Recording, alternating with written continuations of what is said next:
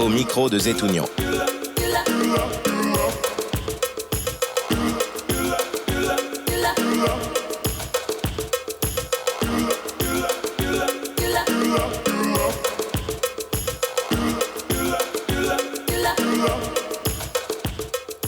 Bonjour à toutes et à tous et bienvenue sur RSL Radio. Je tiens à préciser que cet entretien a été enregistré le jeudi 29 janvier 2026. Bonjour Sébastien Denaja, merci d'avoir répondu à mon invitation. Bonjour Monsieur Zetounian. Alors tout d'abord, je vais vous laisser vous présenter, votre nom, bien sûr votre prénom, je viens de le donner, votre âge, votre métier et vos passions dans la vie si vous en avez. Alors je m'appelle Sébastien Denaja, j'ai depuis 15 jours 47 ans. Je suis papa de deux grands garçons, Hugo, 14 ans bientôt, et Thomas, 11 ans.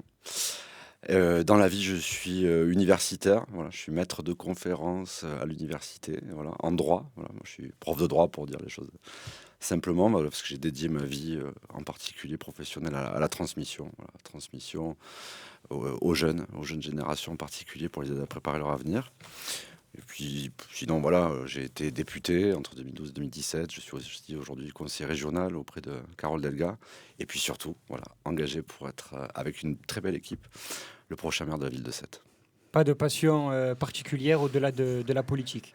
Ah si, je suis quelqu'un de très curieux. Voilà. Après cette émission, d'ailleurs, j'espère avoir le temps d'aller voir quelque chose là avec un petit truc de théâtre notamment. Voilà. Donc moi, j'aime la voile, j'aime nager. Voilà. Ma vraie passion, en fait, c'est nager l'été dans l'étang, depuis la plage des Mouettes jusqu'au phare de Roquayrol notamment. Nager à la piscine Fonkern. Et puis sinon, un petit peu de voilier de temps en temps. La randonnée, voilà aussi. Vous êtes engagé sur Sète depuis de très nombreuses années. Quel est votre lien avec Sète? C'est un lien familial, hein. D'abord, voilà, ma famille, elle est là depuis le XVIIIe siècle, en fait. On a une tombe au cimetière Marraine où il y a marqué 1857. Celui qui est le premier à être là, il était né à la fin du XVIIIe siècle. Donc c'est des liens très anciens. C'est là que j'ai grandi, c'est là que je me suis épanoui, c'est là que je vis. C'est une passion qu'on a tous en commun, hein. D'ailleurs, les 6 candidats, je crois qu'on a quelque chose en commun, c'est la passion et l'amour de Sète. Mais vous savez, l'amour de Sète, ça suffit pas pour être le prochain maire de Sète. Aujourd'hui, les jeunes sont souvent désintéressés de la politique. Alors pas totalement, mais quand même une partie de la population des jeunes sétois. Ils trouvent que c'est pas assez concret, que c'est très théâtralisé, et surtout qu'il n'y a pas de changement pour le vrai quotidien en fait, des habitants. Ils se déplacent plus aujourd'hui, les jeunes, presque 80% d'abstention chez les jeunes, pardon. Qu'est-ce que vous leur diriez pour qu'ils se déplacent le 15 mars 2026 pour voter pour la liste de Sébastien Denaja? D'abord, je leur dis, intéressez-vous à la politique, parce que sinon, c'est la politique qui s'intéresse à vous de toute façon. Et si vous mobilisez pas, c'est d'autres générations, hein, qui imposent leurs thèmes, en fait, voilà, et qui ne sont pas toujours les thèmes de la jeunesse. Voilà, mais moi, vous savez, je veux être le maire de tous, de toutes les générations. Voilà. Mais effectivement, la jeunesse, c'est toujours une priorité, hein, quand on est engagé, parce que quand on s'occupe des enfants et de la jeunesse, ça veut dire qu'on est tourné vers l'avenir. Et je veux leur dire que on va pas changer leur vie, hein, mais dans une ville, on peut vraiment faire des choses très concrètes pour les jeunes, justement, et les aider à préparer leur avenir, les aider à être plus mobiles, par exemple. Nous, dans le projet, on va proposer d'élargir, hein, vraiment, et de généraliser l'aide au permis de conduire, parce que ça, c'est déterminant. C'est tout de suite des centaines d'euros. On n'a pas toujours les moyens. Donc, on va aider beaucoup plus de jeunes que ça n'est fait aujourd'hui à avoir le permis de conduire, tout simplement. Il y a la question de l'accès au logement, parce que pour beaucoup de jeunes, c'est très, très difficile de se loger aujourd'hui. Je pense qu'on peut améliorer beaucoup de choses très concrètes aussi dans tous les quartiers pour accéder à des équipements sportifs, à des city-stades et pas simplement. Puis l'accès à la culture aussi. Il y a beaucoup de festivals, mais qui ne sont pas toujours accessibles aux jeunes. Donc en fait, on peut changer beaucoup de choses concrètes dans leur vie quotidienne à Sète, mais aussi pour aller hors de Sète, hein, pour aller trouver un travail, pour étudier ailleurs, leur donner des moyens d'autonomie. Voilà. Donc, en plus, écoutez, ça prend 5 minutes. Hein, de s'inscrire sur les électorales, ça peut se faire sur Internet. Ils peuvent aller sur la page Facebook Allons ensemble avec Sébastien Denaja. Il y a Tiara Tinero, porte-parole de ma campagne. Elle a 22 ans, elle explique ça très bien. Et voter, ça prend 5 minutes aussi. Donc voilà, prenez 5 minutes, intéressez-vous. Et même un petit peu plus, écoutez peut-être pendant 1 heure RSL et tous les candidats pour savoir ce qu'on a à vous dire. Si vous deviez donner 3 grands projets phares de cette campagne, en mélangeant tous les thèmes, tous les sujets, en sachant quand même qu'on en a beaucoup parlé ces dernières semaines, la ville a une dette assez importante, et n'en parlons pas du pays en général, la France en général qui a une dette immense. Comment financer et comment proposer des projets concrets et attractifs pour notamment les jeunes, mais pas seulement. Alors, c'est très sérieux ce que vous venez de dire, mais vous avez raison, parce que la politique, c'est sérieux. Alors, parfois, c'est ce qui embête, hein, d'ailleurs, les jeunes, mais pas simplement les jeunes. Mais moi, je prends l'avenir de cette au sérieux. Donc, vous avez raison d'avoir parlé de la situation financière de la ville, parce que ça guide tout le reste. La ville de Sète, aujourd'hui, elle a presque 100 millions d'euros de dette. On ne sait pas trop ce que ça veut dire, mais ce que je peux vous dire, c'est que c'est beaucoup, et c'est surtout beaucoup d'augmentation. Elle a augmenté de 30% sur le dernier mandat. Voilà, aujourd'hui, un habitant d'Occitanie, par exemple, la dette par habitant, c'est 600 euros. À 7, c'est 2000 euros par cétois. Et ça conditionne aussi ce qu'on pourra faire. Plus du Donc, triple. oui, parce que c'est aussi, c'est aussi quand même la question du pouvoir d'achat, ça veut dire les impôts. Bon. Donc nous, avec la liste, sur ce sujet-là très très sérieux, on veut stabiliser cette dette, parce qu'aujourd'hui, on emprunte beaucoup, 60% pour investir. Bon. Sur 100 euros investis, on emprunte 60 euros. Donc, stabiliser la dette et espérer réduire les impôts. Mais tout ça, quand même, avec une capacité d'investissement, investir dans l'avenir. Je vais me limiter à ça, vous me parliez des grands projets, mais je pense qu'il vaut mieux aller thème par thème. Nous, l'axe numéro 1 quand même, c'est de créer du travail, hein, parce que ça conditionne beaucoup de choses ensuite, hein, pour pouvoir aider ses parents, pour pouvoir aider ses enfants, pour pouvoir se loger. Et donc, il va falloir investir dans l'avenir, et donc des investissements productifs. En gros, il faut que chaque euro dépensé soit un euro utile. On dira comment, notamment dans le port, parce qu'on peut aider à booster les investissements portuaires, parce que là, on crée du bon travail, bien rémunéré en général, mieux que dans d'autres secteurs en tout cas. Et puis avec d'autres éléments où, comme je vous le disais, ce qu'on veut, c'est des investissements qui chaque fois soient productifs, permettent de créer de l'activité.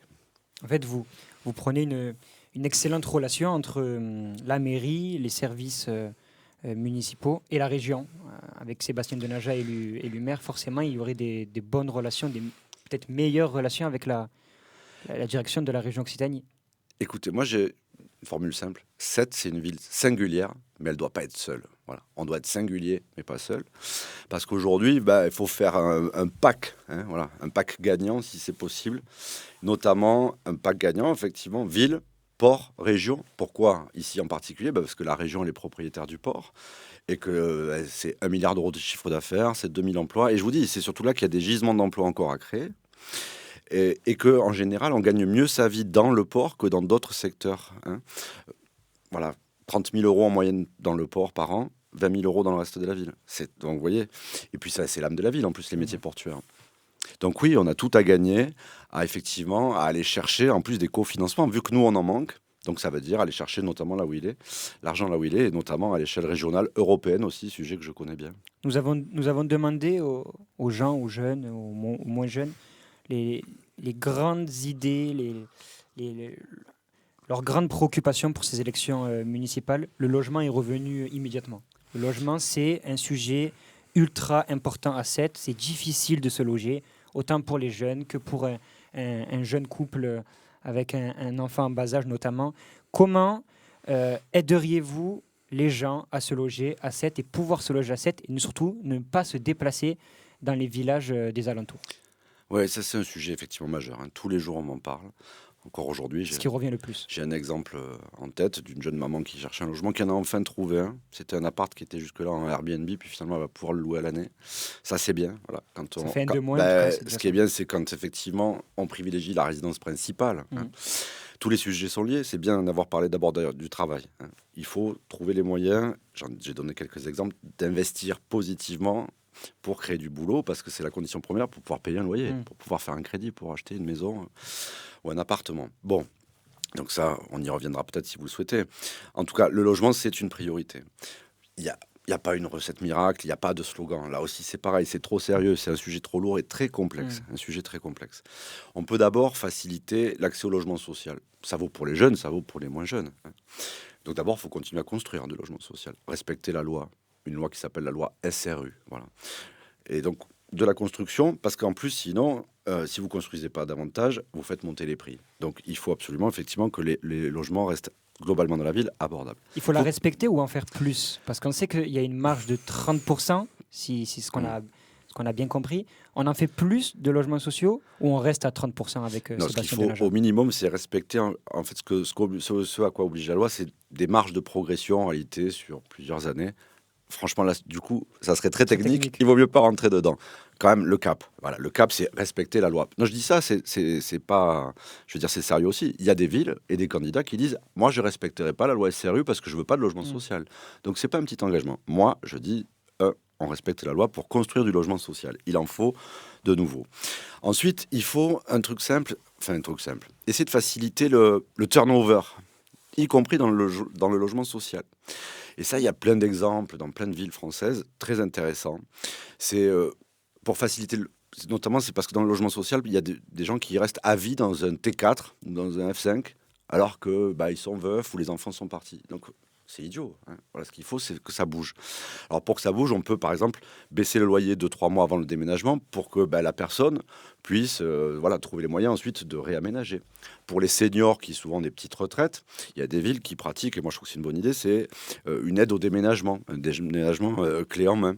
Il y a des villes aussi qui font des bourses d'échange entre locataires. Moi j'étais à l'île de Thau lundi matin, il y a un monsieur, 74 ans, il a un enfant handicapé, il doit l'apporter, etc. Mais il sait qu'il y a un appartement au rez-de-chaussée. Eh ben, il pourrait très bien s'entendre avec un autre locataire. Bien sûr, tout ça contrôlé par le bailleur social. Voilà, donc vous voyez, il y a plein de solutions à imaginer. Il faut aider à l'accès à la propriété, je crois que vous en avez parlé, pour les jeunes, mais pas que pour les jeunes. Moi, par exemple, nous sommes pour le prêt à taux zéro, pour encourager effectivement l'accession à la propriété, mais sans condition d'âge. Par contre, avec l'engagement de la durée de l'occupation. Il y a aussi un dispositif qu'on veut encourager, c'est le prêt social location-accession. C'est-à-dire, vous louez pendant un temps, puis on vous aide en réalité à devenir propriétaire. Et puis, pour les jeunes, pour terminer, parce que je pourrais faire 2 heures sur le logement, tellement c'est un sujet sérieux, C'est un mais sujet fort. j'invite vos auditeurs à venir nous écouter le 17 février à Georges Brassens pour notre grand meeting où nous développerons évidemment toutes nos propositions. Sur les jeunes, il y a les travailleurs, on en a parlé, puis il y a les jeunes étudiants. Il y a un pôle universitaire qui s'est constitué, le pôle Michel Veil. C'est une très bonne chose. Nous, on souhaite d'ailleurs le conforter puis le développer. Il faut créer 2 résidences étudiants à 7. On y avait le Crous, une à l'ouest, près de l'IUT notamment, et une à l'est, près du pôle Michel Veil. Je pense que voilà, ça c'est tout à fait faisable. En plus, des discussions sont déjà en cours entre les partenaires de ces pôles universitaires. C'est important parce que voilà, même quand on est étudiant, on a envie de partir de chez ses parents. Voilà, on a envie d'un peu d'autonomie, on a envie déjà d'avoir peut-être une vie sentimentale, etc. Donc voilà, il faut donner les moyens aux jeunes. Voilà, de bouger, je l'ai dit tout à l'heure avec l'aide au permis de conduire, et puis de se loger. S'ils sont travailleurs, en payant un loyer, en achetant peut-être une maison ou un appartement, et puis s'ils sont étudiants qui n'ont pas encore de gros revenus, en accédant à une chambre étudiant, comme il y en a dans toutes les grandes villes universitaires. Il y a un chiffre qui tourne en ce moment dans cette campagne municipale, entre 6 000 et 8 000 logements Airbnb à 7. Une réaction par rapport à ça? Alors- Il y a des propositions dures contre ça, pour lutter contre l'Airbnb qui fait mal à la ville de Sète, qui veut faire de Sète une ville fantôme. C'est ce que les gens ont peur, ce que les gens craignent en tout cas. Oui, alors ce chiffre n'est pas exact, mais c'est pas grave les chiffres. Il y a beaucoup de Airbnb. Il tourne en tout cas. Après, Il y a beaucoup de Airbnb et il y en a trop. Voilà, ça on le sait tous. Il y en a trop. Je crois que c'est d'ailleurs parce qu'il y en a trop que c'est même presque en train de se réguler tout seul. L'exemple que j'ai ce matin, j'ai pris un café rue Alsace-Lorraine. La dame qui m'a servi le café m'a expliqué que justement, elle allait pouvoir enfin louer un appartement qui jusque-là était un Airbnb. Je dis mais pourquoi le propriétaire fait ça? Elle me dit mais parce qu'en fait elle a loué que 5 fois dans l'année. Bon, ça veut dire qu'il y en a tellement que ça commence, les propriétaires eux-mêmes commencent à se à changer. réguler. Alors, par contre, nous, on est la ville. Hein. Moi, j'aspire à être le maire de la ville de Sète. Qu'est-ce qu'on peut faire? On va pas interdire. Vous allez lutter contre la spéculation? Oui, mais attendez, nous, on a une position équilibrée. On va pas interdire. Il y en a des milliers. D'abord, c'est des Sétois qui eux-mêmes parfois louent. Ce qu'il faut éviter, c'est la spéculation. C'est ceux qui ont investi là-dedans pour effectivement se faire de l'argent au détriment, en plus, je le disais tout à l'heure, des travailleurs, etc., qui aspirent à se loger. Donc, on va pas l'interdire. Par contre, on peut réguler fortement.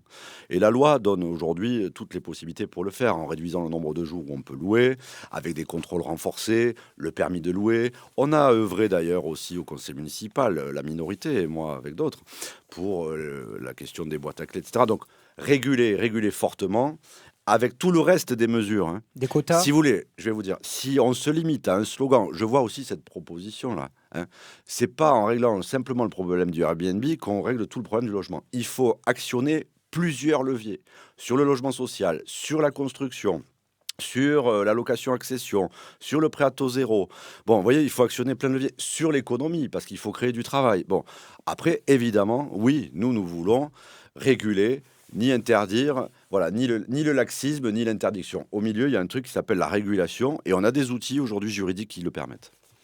Un autre sujet qui est bien différent, mais qui revient énormément en contact avec les gens, et je pense que vous avez sûrement dû en entendre parler, la place Aristide-Briand et son parking. Aujourd'hui, le parking est quasiment terminé, donc on va pas forcément beaucoup en parler. Mais enfin, il y a une place aménagée au-dessus, une place où beaucoup de Sétoises et de Sétois ont appris à marcher, ont appris à faire du vélo, ont fait des rencontres, ont rencontré pour certaines et certains des amis ou même potentiellement leurs petites ou leurs petits copains. Enfin, c'est une place centrale de la ville de Sète. Comment vous allez aménager cette place, Sébastien Denaja? D'abord, moi, le parking Aristide-Briand, j'étais contre. Maintenant, il est là. Donc, on ne va pas le détruire, on ne va pas le reboucher. Il va falloir surtout le rembourser. Le problème du parking Aristide-Briand et de la place, c'est qu'on nous avait dit que ça coûterait 8 millions le parking. Il va coûter au moins 15 millions. Et la place, on nous avait dit qu'elle coûterait 3 millions, elle va coûter au moins 6 millions. Ça fait, vous savez, je veux quand même le répéter, voilà, ça fait quand même beaucoup d'argent public. Donc ça, il faut arrêter ce genre de projet où en plus on nous dit qu'on ne sait toujours pas combien ça va vraiment coûter. Donc on est au-delà de 21 millions d'euros. C'est 2 écoles primaires. Avec 21 millions d'euros, vous refaites presque la moitié des rues de la ville de Sète. Bon. Donc ce parking, il est là. Il faut prioriser le stationnement des Sétois, de celles et ceux qui vont chez les commerçants, qui vont au cinéma. Il y a une grille tarifaire qui a été proposée, je vais vous dire, elle est pas mal. Voilà. Je pense. On regardera mieux dans le détail si ça évite en tout cas que ce parking devienne un aspirateur à voiture de l'extérieur. Il faut vraiment faire en sorte que ce soit surtout des Sétois qui ont besoin de venir en centre-ville pour aller... Ça intéresse les gens. Il y a des rumeurs qui tournent pour potentiellement 18 euros, ça serait le tarif pour les Sétois. Si vous avez des... Moi, en général, comme je l'ai dit, j'essaye d'être un type sérieux, donc je ne fais pas de la politique ou je ne me positionne pas sur la base de rumeurs. Voilà. Ce qui compte, c'est les tarifs officiels qui ont été annoncés. Et ces tarifs-là, ils ont l'air à peu près, en tout cas, dans un objectif partagé. Tant mieux, ça veut dire qu'on a fait avancer l'idée qu'il ne fallait pas que ce soit un aspirateur à voiture. Bon. Ensuite, cette place, elle va être aménagée. En ce moment, c'est vrai qu'on est tous un peu perturbés, hein, parce que tous les repères le sont. Elle va être arborée, avec des arbres qui deviendront jamais trop grands. Ce qu'il faut, c'est compléter la végétalisation, notamment la rue qui est juste au-dessus, parce que c'est un four l'été. Et puis nous, vous savez, ce qu'on veut, c'est sortir de cette histoire par le haut. Donc nous proposons, tout autour de la médiathèque, un grand jardin méditerranéen. Parce que la place Aristide-Briand ne redeviendra plus jamais un poumon vert. Les grands platanes que j'ai connus, moi, quand j'étais petit, quand avec ma grand-mère, j'allais faire effectivement des tours de petites voitures à côté de la fontaine, eh bien, ça, c'est terminé. Donc, il faut sortir par le haut, c'est-à-dire qu'il y a un projet possible juste à côté. Voilà, c'est tout autour de la médiathèque, faire un grand jardin méditerranéen. Et j'espère que le maire sortant respectera d'abord le temps démocratique et qu'il attendra de mettre le premier coup de pelle pour, au cas où, faire la salle Brassens. Laissons l'élection se dérouler. Les Sétois ne sont pas tous favorables à une salle Brassens à cet endroit-là. Laissons passer l'élection et que les Sétois décident. Nous, on est même presque soit par référendum, voyez. Votre opposition a été beaucoup médiatisée sur cette place, enfin sur cette salle Georges Brassens, je veux dire à côté de la médiathèque. Vous aviez une autre proposition. À titre personnel, je pense que densifier encore cet espace n'est pas une bonne idée et qu'il faudrait mieux respirer. À Sète, on a besoin de respirer, on a besoin de verdure et donc un grand jardin tout autour de la médiathèque avec des jeux pour enfants, avec des terrains de pétanque, avec des espaces de jeu aussi pour les 2 écoles qui y a juste au-dessus. L'école Michelet, l'école Arago. Ça serait bien qu'au cas où il y ait un petit plateau sportif, même peut-être pour les jeunes là. Puis il y a les 2 lycées qui sont pas très loin aussi. Oui, il y a des choses à imaginer. En tout cas, moi, je pense qu'en cœur de ville, vous savez, il n'y a pas beaucoup d'espace pour le faire. C'est le seul endroit où on pourrait faire un très grand jardin public à côté de celui du Château d'Eau, mais qui est en pente. Vous savez, là, c'est un jardin public à plat en plus. Et donc, la salle Brassens, oui, moi, j'ai pas la solution miracle. J'avais eu une autre idée, c'était Place de la République, mais les Sétois ne sont pas toujours tous favorables. Donc, la bonne idée, c'est le recours aux Sétois eux-mêmes. On propose 2 ou 3 lieux. Place de la République, à côté de la médiathèque comme c'est prévu, ou par exemple la maintenir là où elle est, parce qu'il y a beaucoup de Sétois qui trouvent qu'elle est pas mal située. Bref, laissons l'intelligence collective travailler et décider. Laissons passer l'élection en tout cas.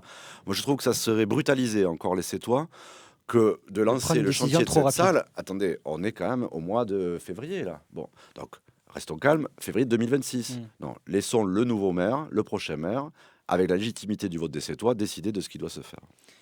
Vous avez parlé tout à l'heure de votre passion pour la culture, notamment la culture sétoise. Quelles sont vos propositions, Sébastien Denaja, sur la culture, vos positions en tout cas sur la culture et sur la proposition culturelle actuelle dans la ville et vos potentielles propositions pour la culture? La culture à Sète, voilà, c'est vrai que c'est pas un petit sujet parce que quand j'ai écrit un livre d'ailleurs sur Sète, avec un ancien maire aussi, qui partageait pas mes idées, mais moi je suis un type ouvert, je parle à tout le monde. Quand j'ai travaillé sur ça, vous savez, j'ai réfléchi pourquoi on est une île singulière. Et vraiment, ce qui, à mon avis, fait que Sète est une île singulière, c'est son génie créatif. Et sur le plan culturel, la force de Sète, c'est incroyable, c'est qu'on n'est pas juste la ville d'un artiste, hein. On est la ville de tous les arts et de tous les artistes. Et en plus, c'est quelque chose qu'on a en partage depuis des décennies.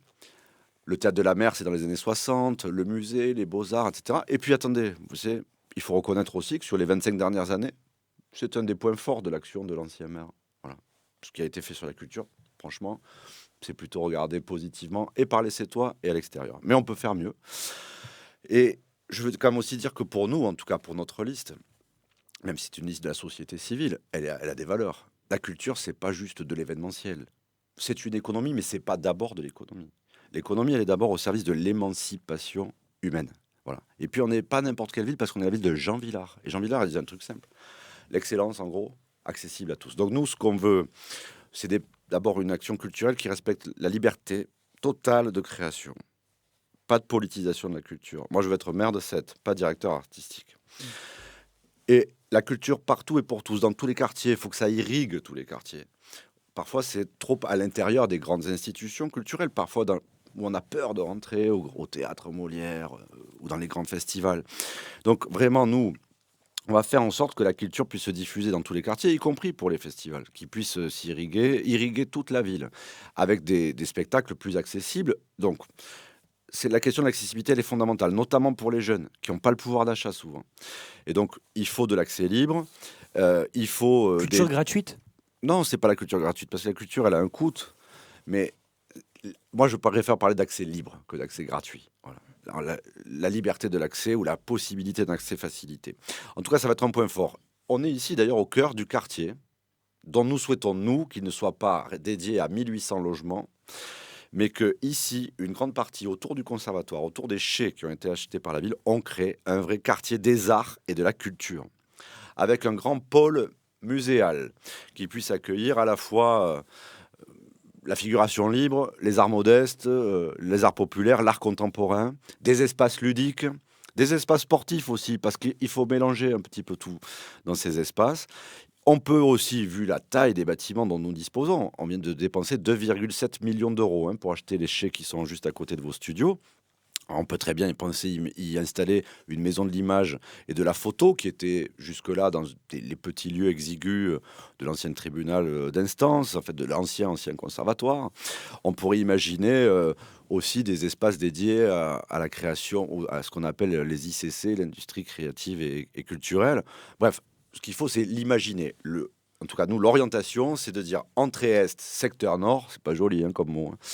Eh bien, on pourrait faire un grand quartier des arts et de la culture, entre autres, puisque nous aussi, on veut dédier une autre part de ce grand espace à l'économie et au développement Donc, de l'économie pas de palais bleue. des congrès dans cette zone. Non, pas de palais des congrès. De toute façon, vous savez, avec 100 millions d'euros de dette, personne ne peut construire un palais des congrès à 25 ou 30 millions d'euros. Ceux qui disent ça, ils sont pas sérieux. Voilà, ils sont pas Gros sérieux. débat en ce moment sur un palais des congrès à Sète. Gros débat. Écoutez, alors, s'il y a un débat, moi, personne ne m'a jamais parlé d'un palais des congrès. En tout cas, dans la rue, moi, je suis favorable au développement d'un tourisme économique et scientifique, parce que, étant universitaire, je sais qu'organiser des colloques, etc., ça fait venir des gens avec du pouvoir d'achat, etc., et que c'est bon pour une ville. Est-ce qu'on a les moyens de faire un palais des congrès? Non. Un palais des congrès, un vrai, un grand, ça vaut 25-30 millions d'euros. On les a pas. Et personne ne nous aidera parce que les institutions autour, elles n'ont pas l'argent. Il y a moyen de faire autre chose alors? Oui, nous, ce qu'on propose, c'est quelque chose de plus raisonnable, plus calibré. C'est un centre de conférence. un centre de conférence que moi je propose en plus très précisément, parce qu'il faut être très concret, d'adosser à une structure qui existe, c'est Occitanie Events. C'est une société publique locale qui gère déjà le Parc Expo et l'Arena. Et donc, il faut travailler avec les autres. C'est comme du judo, hein. En économie, faut pas s'en croire quand on n'a pas les moyens. Il vaut mieux s'adosser à ceux qui sont déjà un peu forts et puissants. Et donc, on peut s'adosser aux manifestations nationales et internationales organisées à l'Arena au Parc Expo pour avoir une journée, 2 journées qui seraient délocalisées, si j'ose dire, dans notre centre de conférence que nous proposons de situer dans un lieu où ça nous coûterait pas cher. C'est le futur ancien casino, puisque le casino qui est à la Corniche va déménager ici, dans l'entrée Est.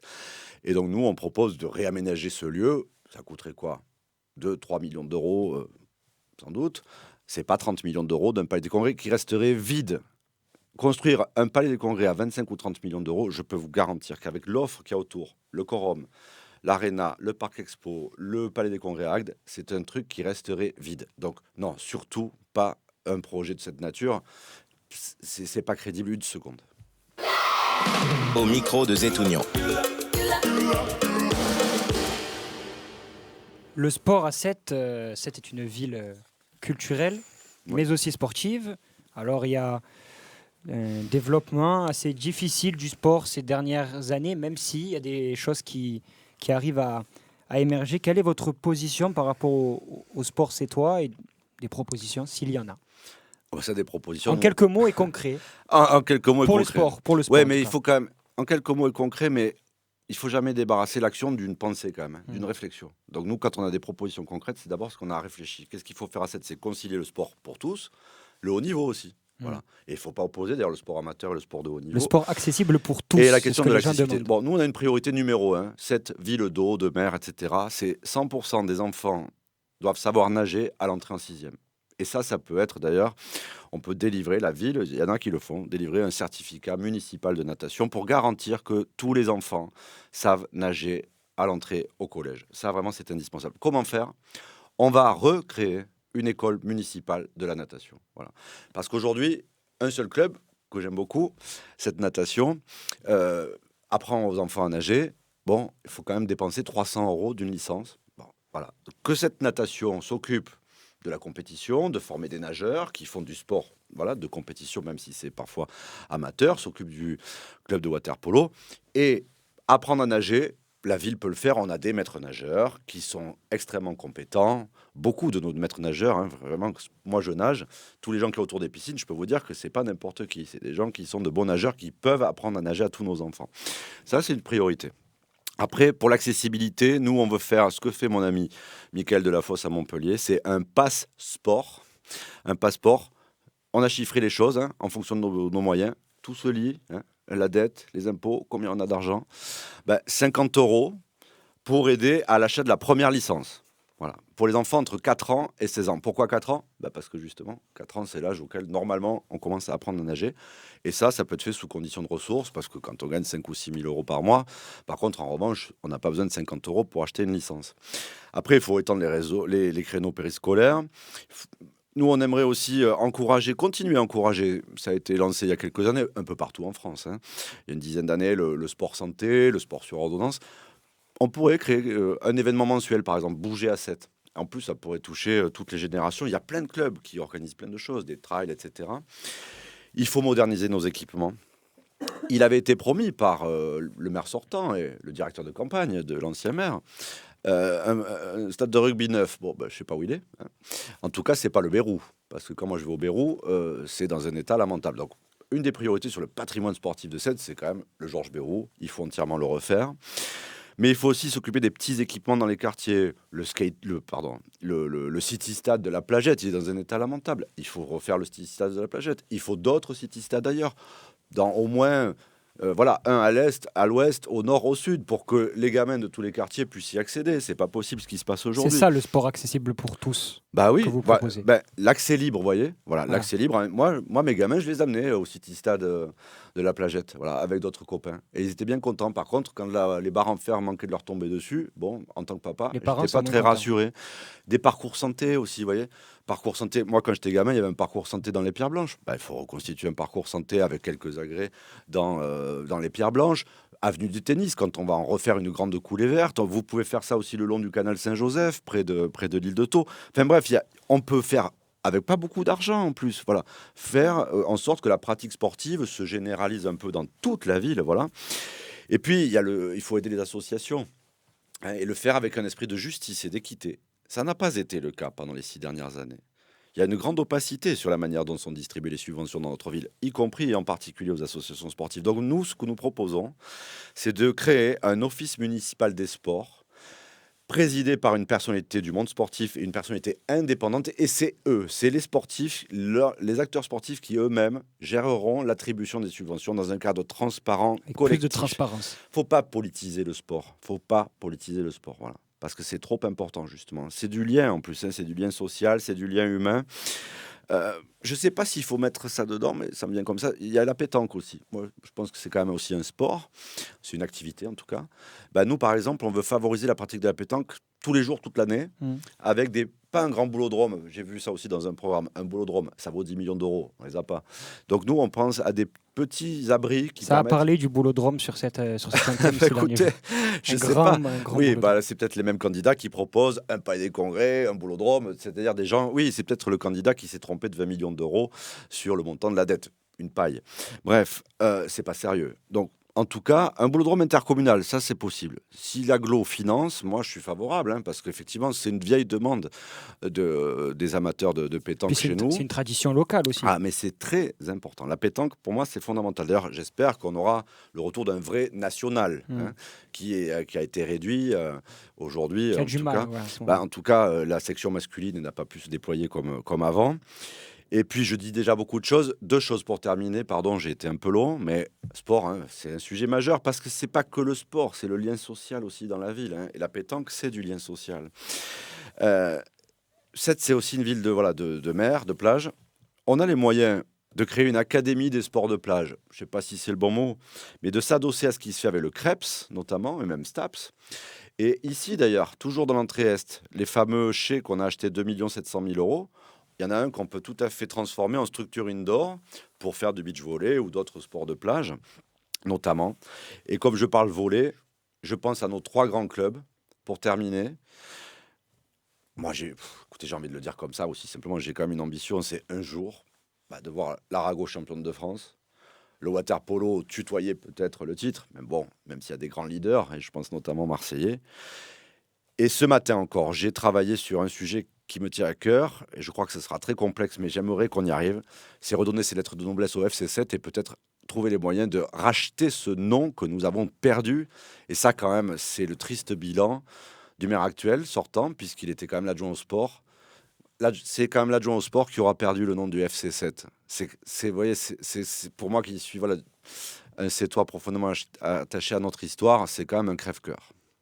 C'est sûr que c'est un club emblématique, le club le plus historique du Languedoc. Il me semble, si j'ai bien suivi votre programme, vos propositions, qu'il y a une proposition qui lie un petit peu ce qu'on vient de parler, le sport, et puis notre prochaine question, l'île de Thau, une piscine à l'île de Thau. Alors, je vous laisse peut-être un petit peu parler de ça, et après, on parlera de l'île de Thau, qui est un sujet qui revient aussi énormément, qui est un sujet ultra important et qui inquiète beaucoup, non seulement les habitants de l'île de Thau, mais pas seulement, parce que c'est aussi un sujet et un problème plus large qui vise tout simplement toute la population sétoise. Alors, l'île de Thau, d'abord, sujet numéro 1, c'est ce qu'on appelle le renouvellement urbain, c'est-à-dire le bâti, restructurer le quartier lui-même. Il y a un gros programme financé par l'État essentiellement, c'est des dizaines de millions d'euros. On va le continuer. Moi, je suis impliqué dans ce dossier. On va faire en sorte que le calendrier surtout soit respecté parce que les habitants attendent. On doit détruire, vous le savez, une 50aine de logements dans la partie centrale du globe. On doit aérer ce quartier. Donc tout ce travail-là, il doit être continué avec l'agglo, avec la région, avec l'État. Ça, c'est quand même les sujets numéro 1. Ensuite, sur les idées que nous avons avancées dans cette campagne, notamment avec Christopher Rey, qui est un des porte-parole de la campagne, et qui est un habitant de ce quartier, qui est un éducateur sportif, médiateur sur le plan professionnel. Il y avait une phrase dans un de nos meetings en décembre en disant « Un quartier vivant, c'est un quartier qui résiste ». Donc l'idée aussi, c'est d'y amener encore davantage de vie hein. Parce que quand vous rentrez dans l'île de Thau, on s'aperçoit qu'il y a de la vie autour du centre commercial, près de la mairie annexe, etc. Mais dans le quartier lui-même, c'est parfois un peu plus triste. Donc des idées simples que les habitants nous ont suggérées depuis les mois qu'on arpente les rues là-bas du quartier. C'est une petite base nautique, une base nautique annexe, sur la petite plage qui a côté ouest, on va dire, de l'île de Thau, où on peut tout à fait faire un équipement Oui, il y a léger. une vue extraordinaire aussi C'est un des plus beaux sur, endroits là. sur l'étang. Les plus beaux couchers de soleil à 7, ils sont C'est à ici. l'île de Thau, parce que c'est la partie la plus D'ailleurs, il me semble que c'est la plus occidentale. belle cité de France. Enfin, Mais bien sûr, ça a été élu la plus belle cité de France. elle peut. Moi, l'île de Thau, je la connais comme tout le monde, hein, depuis que je suis petit. J'aimerais, pour l'île de Thau, dire qu'on retrouve l'ambiance qu'il y avait quand j'étais jeune, hein, où il y avait de la joie de vivre à l'île de Thau. Voilà. J'aimerais tout simplement qu'on retrouve de la joie de vivre. Donc, une petite base nautique annexe. On a proposé, j'ai vu que c'était très critiqué, j'avoue que je ne comprends pas. On a proposé un bassin éphémère extérieur. Alors, normalement, les vieux Sétois connaissent ça. Il y avait dans le canal royal, enfin dans le canal, 2 bassins de water polo en eau vive, devant la chambre de commerce. Aujourd'hui, maison régionale de la mer. Il y a tellement. Vous avez vu le nombre de canaux qu'il y a à l'île de Thau? Nous, on a proposé une idée simple 4 pontons, comme à Paris, comme dans des dizaines de villes en France, l'été, des maîtres nageurs qui sécurisent un bassin extérieur justement pour apprendre à nager. Écoutez, voilà, c'est une idée simple et pas chère en plus, et pour animer le cœur même de l'île de Thau. Voilà. Mais il y a aussi l'idée d'une aire de carénage solidaire. Bref, en tout cas, tout ça c'est bâti avec les citoyens, avec les habitants de l'île de Thau. Et puis, il y a une préoccupation majeure, hein, qui est celle de la sécurité. C'est là que on voulait en venir. Oui, L'insécurité, le narcotrafic, c'est un débat qui parle beaucoup à Sète. Il y a eu un débat ces dernières semaines, plutôt ces derniers mois, en conseil municipal entre M. Pacul et Mme Bouraoui, de la majorité municipale. Un commissariat de proximité en plein milieu du quartier de l'île de Thau, pour ou contre Sébastien Denaja? C'est ma proposition, c'est moi qui l'ai formulée en premier, donc je suis pour. Si M. Pacul la reprend, très bien. Quand on dit que le ciel est bleu, si M. Pacul le confirme, c'est très bien. Pourquoi un poste de police de proximité? D'abord parce que c'est l'île de Thau que j'ai connue quand j'étais jeune. Il y avait un poste de police de proximité et j'ai quand même l'impression que ça marchait mieux. Ça lutterait contre le narcotrafic? Non, attendez, on mélange pas tout. Il y a besoin déjà de réaffirmer la présence de l'État, si j'ose dire, de la puissance publique dans ce quartier. C'est une ville en fait, hein, l'île de Thau. Hein. C'est plusieurs milliers de personnes. C'est l'équivalent de plusieurs communes du bassin de Thau. C'est une ville dans la ville, si j'ose dire, et elle doit y être pleinement. Voilà. Donc il faut aussi remontrer la République, vous voyez, le service public. Donc on peut très bien avoir un poste de police de proximité. Moi, je proposerais en tant que maire que la police nationale, si elle veut, puisse aussi travailler en collaboration avec nous. Parce que sur les autres sujets, notamment le narcotrafic, il y a besoin surtout de la police nationale. Mais on viendra à ce sujet après.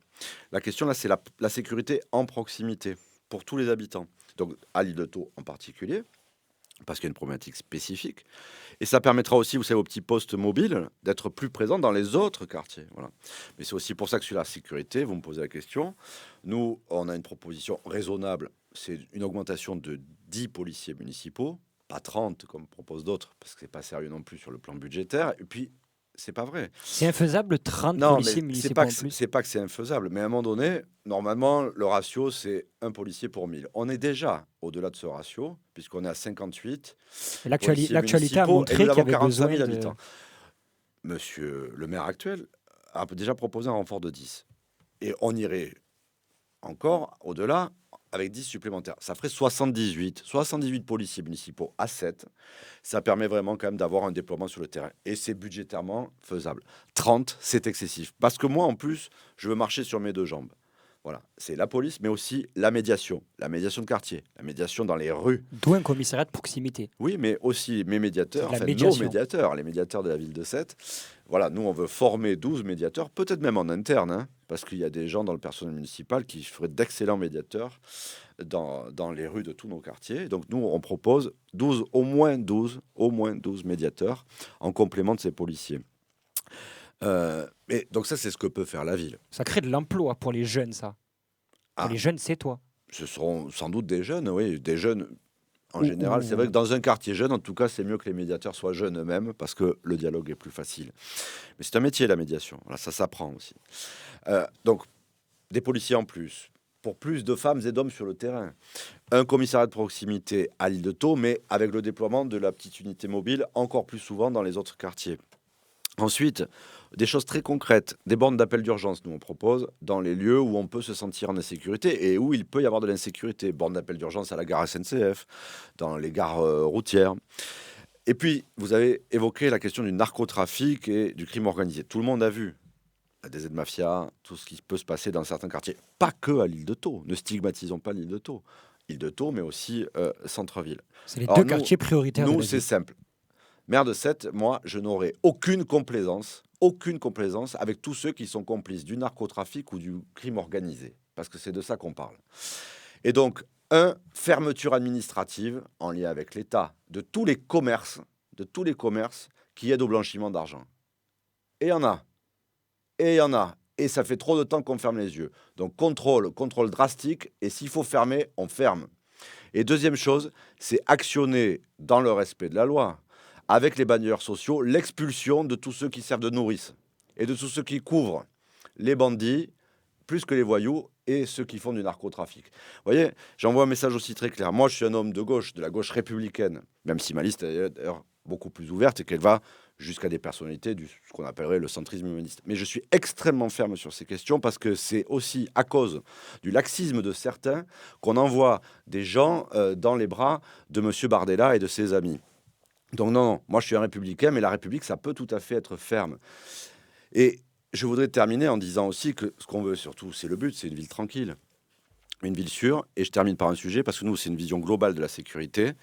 C'est aussi pouvoir marcher sur des trottoirs, pas être en danger quand on circule en trottinette, en vélo ou autre. C'est aussi donc, ça la sécurité. On a un très grand plan, un plan Marshall qu'on évalue, je le dirai bientôt quand je chiffrerai en public mon projet. En tout cas, c'est une priorité budgétaire, c'est refaire les trottoirs, refaire les rues, parce qu'elles sont dans beaucoup trop d'endroits très dégradés, et que ça aussi, c'est la sécurité. Pouvoir marcher sans se casser la figure, pouvoir conduire sans avoir un accident, pouvoir faire de la trottinette sans se prendre un nid de poule et finir à l'hôpital. Des accès pour les personnes en situation de handicap. Ah oui, ça c'est évidemment là-dessus. Il faut d'ailleurs augmenter le nombre de places, parce qu'elles sont insuffisantes apparemment, c'est ce que m'ont dit les associations sur ces sujets-là. Et je pense que la police municipale, justement nos ASVP, on peut leur donner comme priorité des contrôles renforcés sur la question des places pour les personnes en situation de handicap, parce qu'en tout cas, moi, beaucoup se plaignent effectivement sur ce sujet-là. La Saint-Louis à Sète, c'est la fête de Sète, c'est la fête des Sétois, c'est la fête des Joutes, c'est la fête de RSL. Si vous êtes élu, est-ce qu'il y aura des modifications sur l'organisation de la Saint-Louis qui s'est trouvée de plus en plus large au fur et à mesure des années? Notamment, on en a parlé dans le premier flash de campagne tous les mercredis à 18h sur RSL, les tournois de pétanque sous toutes ses formes, et notamment les boules carrées de votre soutien, Claude Combas. Enfin, il y a des améliorations, si je puis dire, dans la qualité de la programmation de la Saint-Louis, des changements avec Sébastien Denaja. Alors Claude Combas, c'est plus qu'un soutien, il est mon colistier. Et en cas d'élection, je pense qu'il sera même, c'est pas un secret, il sera même un adjoint au maire de la ville de Sète. Parce que c'est un homme qui, au-delà des idées géniales qu'il a eues parfois, la neige à Sète, les boules carrées avec d'autres, avec Boulle, Thierry Gignoux et d'autres, André Camelio, c'est un homme aussi qui a des compétences très solides sur la question de l'enfance, de la jeunesse. C'est lui qui porte dans notre programme le projet d'un centre de vacances à la montagne. Je reviens à votre question. La Saint-Louis, mais enfin, j'oublie pas les autres fêtes. Il y a quand même deux fêtes fondamentales à Sète. Il y a la Saint-Louis, c'est la fête de la ville de Sète, de toute la ville de Sète, dont les joutes doivent rester le cœur. Et là, vous me parlez des modifications. Moi, ce que je dis, c'est les joutes aux jouteurs. Voilà. Dans la dernière Saint-Louis, qui était plutôt réussie, même très réussie, j'ai quand même vu une petite dérive qui me gêne. C'est une forme de politisation des joutes. Évitons ça. Les joutes aux jouteurs. Et les hommes politiques et les femmes politiques à leur place. Voilà. Et la fête dans tous les quartiers, parce que si les joutes sont le cœur de la Saint-Louis, c'est la fête de toute la ville, parce qu'il se passe plein de choses dans la ville. Il y a un tournoi de tennis, il y a du Scrabble, il y a des échecs, il y a de la pétanque. Une programmation très large. Ben oui, c'est très large, parce que c'est la fête de la ville, c'est pas que la fête des joutes. Par contre, tiens, je dis un truc symbolique, parce que c'est la fête des Sétois, je supprimerai le déjeuner VIP, qui est organisé par l'équipe actuelle, enfermé là, sur la place Léon Blum. Non, un grand banquet populaire, pourquoi pas. Mais un déjeuner VIP, non, parce que Voilà, je trouve que c'est pas le lieu. Et d'ailleurs, vous savez, ça va dans la même perspective. Je supprimerai les 72 000 euros de frais de bouche du maire de Sète. Voilà. On n'a pas donné 72 000 euros de frais de bouche au maire de Sète. Il va donner l'exemple, le prochain maire de Sète, si c'est moi, 0 euros de frais de bouche. Voilà, je peux payer mes restaurants tout seul. Et cet argent-là, on le donnera plutôt aux associations qui viennent en aide, notamment aux personnes en difficulté pour se nourrir. J'ajoute une chose, il y a une fête qui me tient à cœur aussi, c'est la Saint-Pierre. C'est pas que je la préfère, mais c'est quand même une fête où on est C'est peut-être... plus intimiste. Ouais, c'est plus intime. Les gens ont peur Moi, que la Saint-Louis devienne une sorte de feria et de devoir se recroqueviller sur la Saint-Pierre. Bon, je sais pas. On aime les La deux fêtes à Saint-Louis, Sète. bah oui, on aime les deux fêtes. Et même, je vais vous dire, tiens, l'actuel maire, là, il a rajouté la pyromélodie. Ben, moi, j'étais super content, j'ai toujours aimé la pyromélodie. Mais enfin, ça suffit pas pour crédibiliser une démarche politique. Je crois que vous allez dire que ça suffit pas pour voter pour le maire, sortant. Bah, écoutez, en tout cas, moi, j'aime la pyromélodie. Je la maintiendrai si je suis élu maire de Sète. Si budgétairement, on en a les moyens. Mais la Saint-Pierre, un mot, parce que c'est très important, parce qu'elle est quand même un peu menacée par un certain nombre de réglementations. Moi, je dis toujours, Saint-Louis, c'est la fête de la ville. La Saint-Pierre, c'est la fête de l'âme de la ville de Sète. C'est très important. On est un port de pêche, on est un port tout court. Et donc, il faut la défendre. Face aux autorités de l'État, il faut défendre le travail que fait l'amicale des pêcheurs Sète-Maule et son président, qui est un homme tout à fait emblématique de la ville.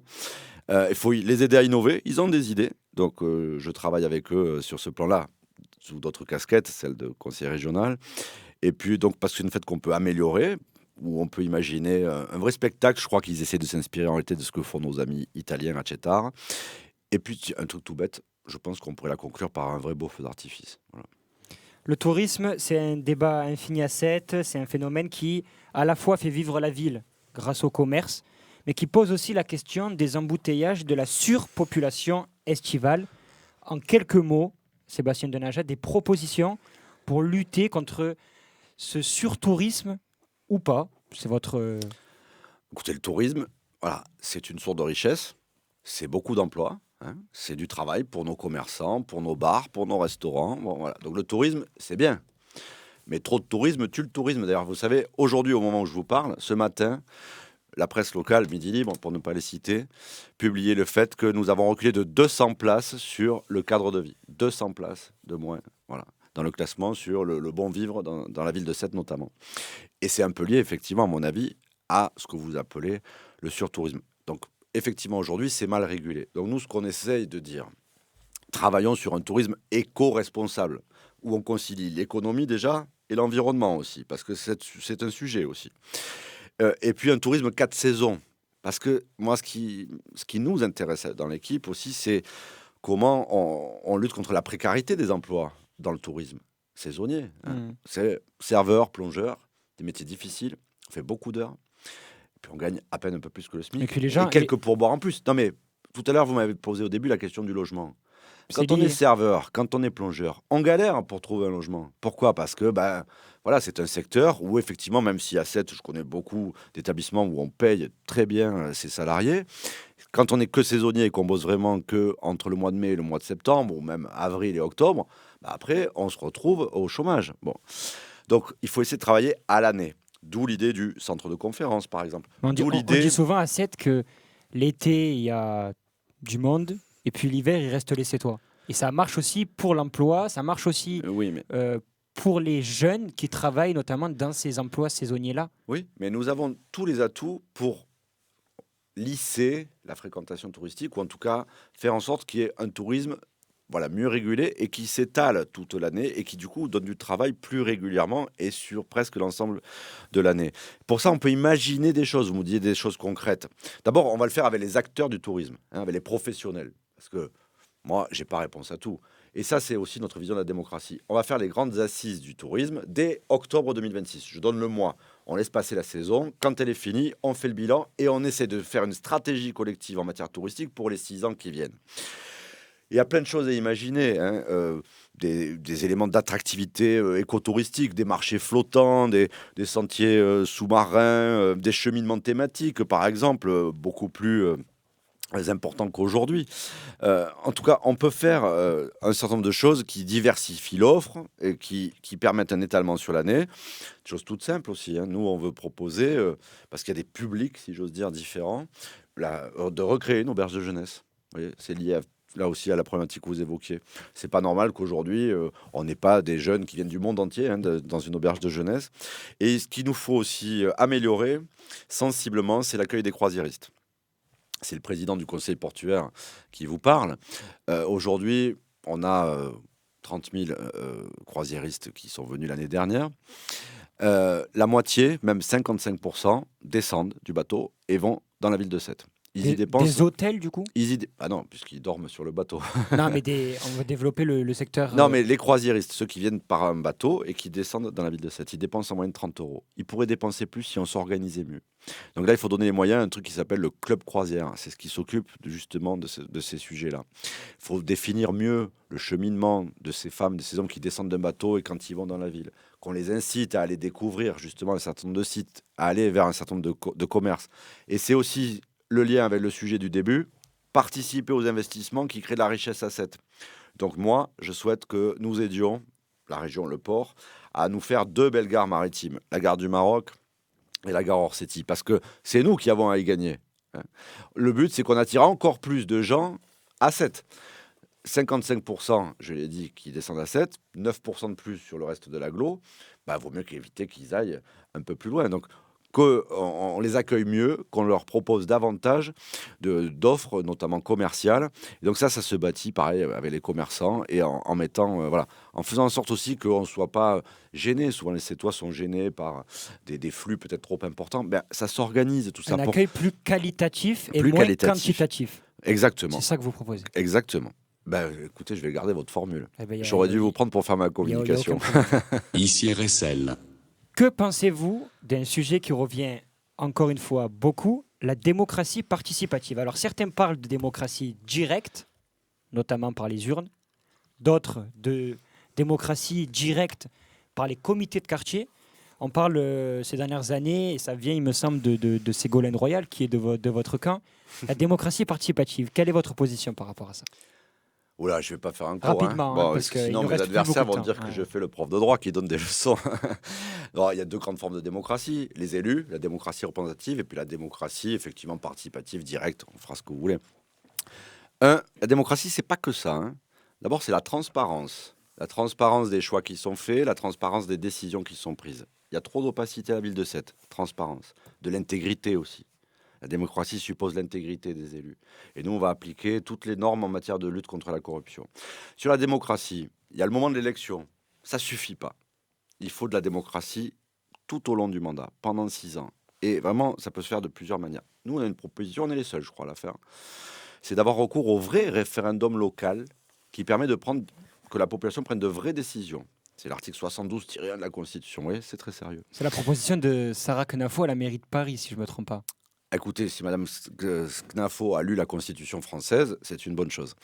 En tout cas, moi aussi, je l'ai lu. Et ce que je sais, c'est que notre Constitution permet qu'au niveau local, ce soit les citoyens eux-mêmes qui prennent des décisions. Par exemple, salle Brassens, à la médiathèque ou à l'emplacement actuel. C'est les Sétois qui votent. On demande l'avis aux Sétois. C'est les Sétois qui votent.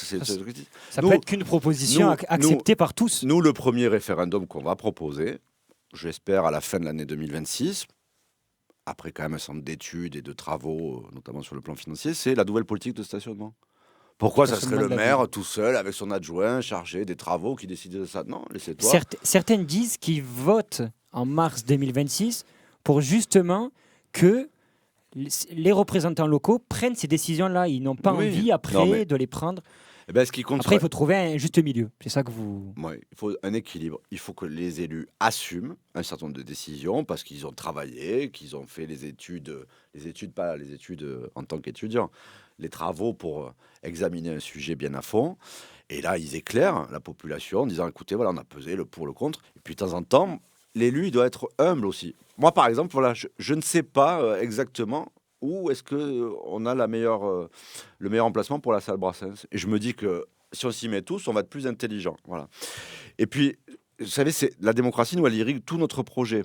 Parce que tous les sujets dont vous m'avez parlé, là, on va mettre terme à un système de 25 ans.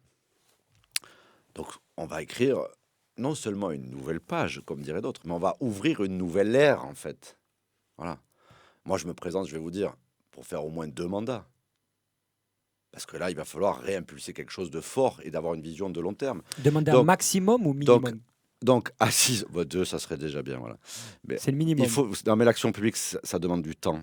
Voilà. Et il y a notamment des projets de long terme qui vont nécessiter plus qu'un mandat. Bon. Surtout par rapport à ce qu'on a parlé tout à l'heure de la dette. Donc, en tout cas, nous, sur tous Le les temps sujets, de- sur le tourisme, stratégie du tourisme, assise du tourisme. On veut, pareil, des assises du commerce et de l'artisanat pour définir une nouvelle politique commerciale avec les commerçants. Pour le sport, enfin, il faut tout remettre à plat. On ne va pas le faire tout seul, juste avec les nouveaux élus. Voilà. Il faut le faire avec la C'est population. vous et la Des population. conférences citoyennes. Et là, pour le coup, il faut aller au-delà de ce que prévoit la loi. Au moins, surtout pour ce début de mandat, parce que c'est une nouvelle ère qui va s'ouvrir, vous comprenez. Nous, vous savez, cette liste, ma liste, celle que je conduis, c'est simple. C'est ni extrême, ni système. Voilà. Nous, on va mettre un terme, en tout cas, à 25 ans de dérive. Maintenant, elles ont été constatées.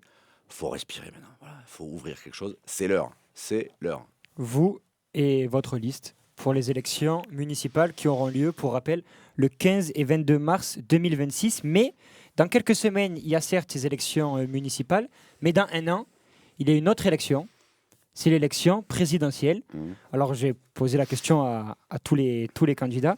Est-ce qu'il y aurait un candidat ou une candidate potentielle, en tout cas, à cette élection, que vous soutiendrez ou que vous soutenez déjà, parce qu'il y a déjà qui ont annoncé leur candidature, ou un clan ou une partie de l'échiquier politique que vous soutenez pour ces élections-là Alors, présidentielles? déjà, Une personnalité, pour mieux vous situer dans le... moi, attendez, je vais vous répondre. Moi, je réponds aux questions.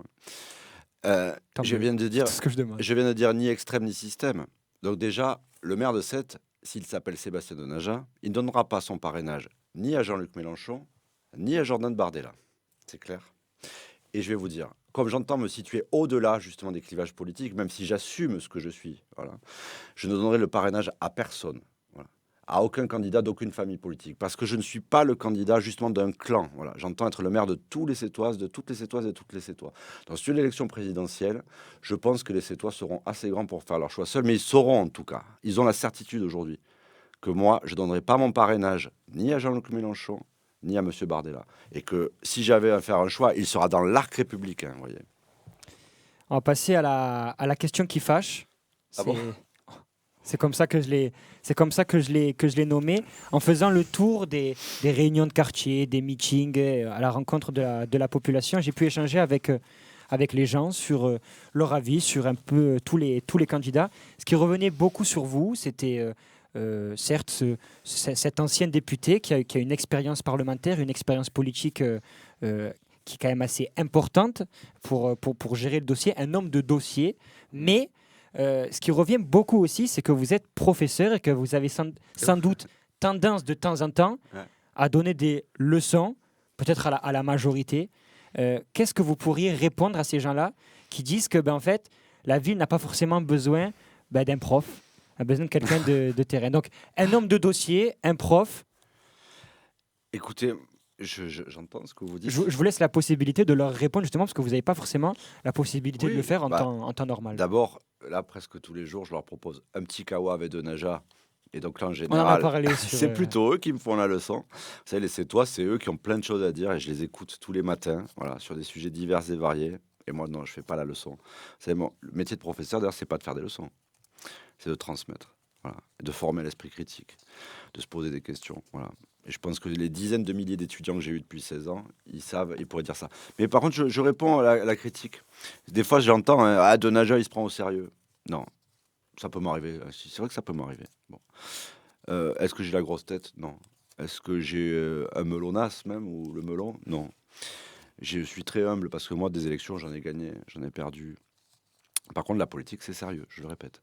La politique, c'est très sérieux. L'avenir de Sète, c'est sérieux. Et donc, je le dis gentiment, mais faire des petits cœurs avec ses doigts, là, ça suffit pas pour être maire de Sète. Dire qu'on aime Sète, ça suffit pas. Faire un projet de 24 pages et à la 24e page dire que la dette de la ville elle est de 78,5 millions d'euros alors qu'elle est de 98,5 millions d'euros, c'est pas sérieux. Quand on propose, pour l'instant je sais pas exactement ce qu'ils vont proposer, mais de reboucher le parking Aristide Briand ou de faire une champignonnière, c'est pas sérieux. Voilà. Vous voyez, ou quand on propose, voilà, comme certaines propositions un peu farfelues de Monsieur Pacul, voilà. Donc, c'est vrai que j'essaie d'être sérieux. Non, je suis dans un acte de transmission, en tout cas aussi de l'expérience que j'ai accumulée.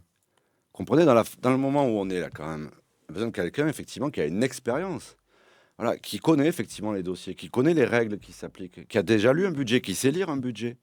Oui, c'est vrai. Moi, j'ai pendant 5 ans voté Une le budget. expérience. J'ai voté le budget de l'État. Voilà. Depuis 4 ans, je vote le budget d'une région de 3,5 milliards d'euros. Ben, j'ai pas honte d'avoir appris des choses. Et aujourd'hui, oui, je me présente devant les Sétois, à 47 ans, fort d'une expérience faite de succès et d'échecs. Voilà, j'ai beaucoup plus appris surtout de mes échecs, parce que je suis un peu, ouais, c'est un peu une phrase de Mandela que j'adore.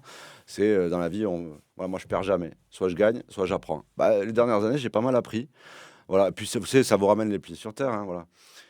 Quand on est élu député à 33 ans, bah oui, 2 secondes, on prend un petit peu la grosse tête. Voilà. Bon, mais à 47 ans, avec les cheveux blancs que j'ai, je peux vous dire que voilà, elle a bien dégonflé. Puis, vous savez, j'ai 2 fils, 14 ans et 11 ans, qui me ramènent voilà, tous les jours les pieds sur terre. Voilà, moi, je suis un type, je suis pas hors sol. Voilà. J'ai une vision de la ville, j'ai mon expérience. Je crois que j'ai aussi surtout une équipe. Hein. Voilà, on va pas aider juste un homme tout seul. Voilà, une équipe solide, une belle équipe de gens compétents, de gens honnêtes, de gens intègres, de gens neufs d'ailleurs aussi, politiquement pour beaucoup. Et j'invite en tout cas toutes les Estoises et Sétois à venir prendre le café le matin, prendre un petit kawa avec Denaja.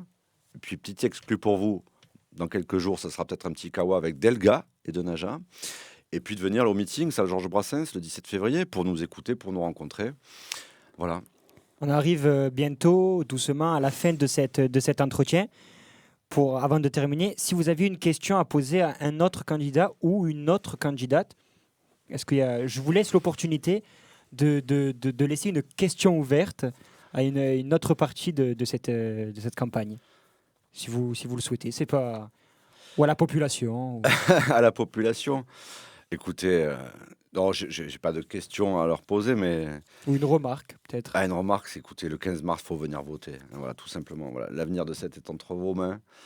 Et c'est un acte démocratique simple, ça prend quelques instants. Prenez-le parce que voilà, le destin de la ville de Sète est en jeu. Il faut Il y a plein de s'inscrire sur la choses. liste électorale. C'est encore le temps jusqu'au 4 février.